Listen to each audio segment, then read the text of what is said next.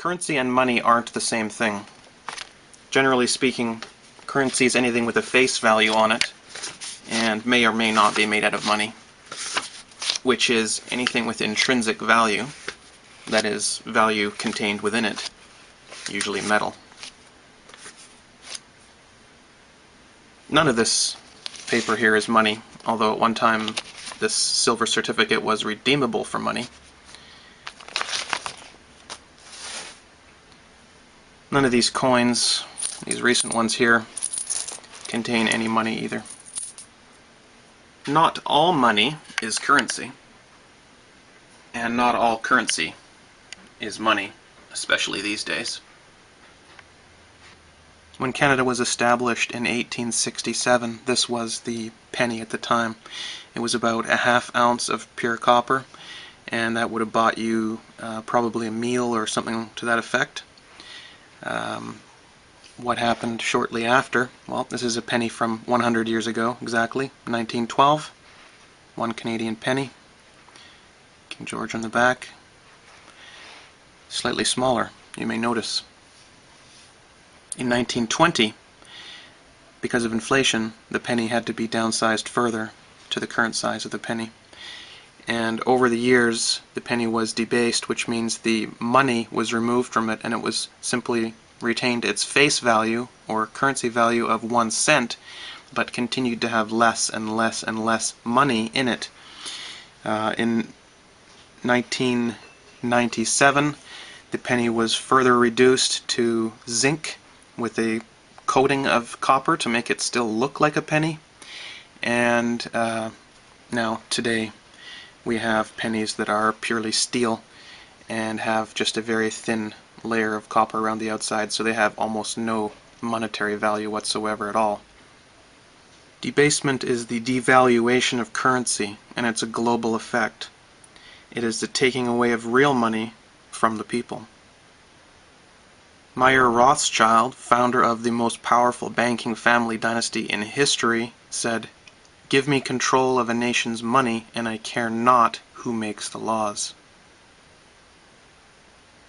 In 2012, just a few days ago, the Harper government announced there will be no more penny in Canada whatsoever. So we've gone not only from a debasement of ½ ounce of pure copper down to just a coating of copper on the penny, now to nothing at all. There will be no more pennies in circulation, and this is an effect of inflation, and it will also have an inflationary effect itself. I went into my bank when I heard the announcement that the penny was going to be removed, and I said I'd like $5 worth of pennies the very next day. It took about 10 or 15 minutes. I had to speak to the manager. I had to give multiple explanations of what I was going to do with the pennies, but I did finally manage to get $5 worth of pennies, which is 10 50-cent rolls. I recommend that everyone do that as often as you can, and I'm also going to recommend that no one ever spend another Canadian penny, ever. Do not spend your Canadian cents. If you have a bill that comes to $10.01, don't give a 10 and a penny, give it 20 and get some pennies back and keep that 1 penny in your pocket. The banks and the government are announcing, please turn your pennies into charities. They say this is a wonderful way to get rid of all those big jars and buckets of pennies you have lying around. Turn it into charities, or simply take it back to the bank for, quote, a refund and walk away with some paper or digital currency rather than actual money. Don't do it. The idea of giving to charity is great, of course. How can anyone say no to that? But the problem is, if you turn your bucket of pennies into a charity, what does the charity do? They take it to the bank, and they give it to the bank for digital or paper currency. The bank sends it back to the Royal Canadian Mint, which melts it down and uses the copper. Don't do it. That's money. You need that. Don't be tricked into giving up your money for digital currency or paper currency. Never spend another Canadian penny. Remember silver?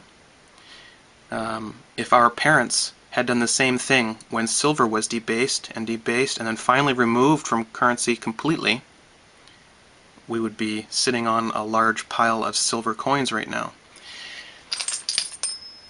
Here's a quarter from the 60s in Canada.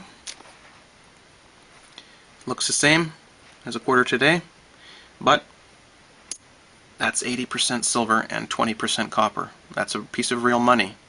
Imagine if our parents had put aside buckets of these quarters and dimes and given them to us today.